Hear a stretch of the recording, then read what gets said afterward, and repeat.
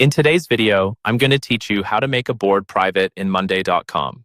Privacy is really important when you're collaborating with a team, especially if you're working with sensitive information like salaries, client data, or early-stage ideas that aren't ready to be shared widely. In this walkthrough, I'll show you, step by step, how to take an existing board and change it from whatever it is now to a private board that only selected people can access.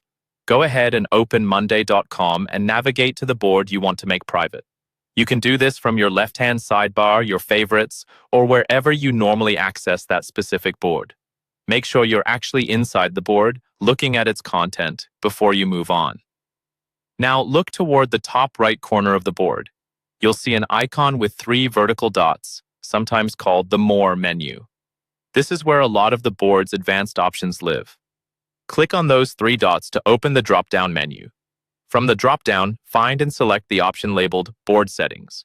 This is the control center for how your board behaves, including things like permissions and visibility. When you click on Board Settings, a new panel or window will appear with several options. Inside the board settings, look for the option that says Change Board Type. This is the setting that controls whether your board is main, shareable, or private.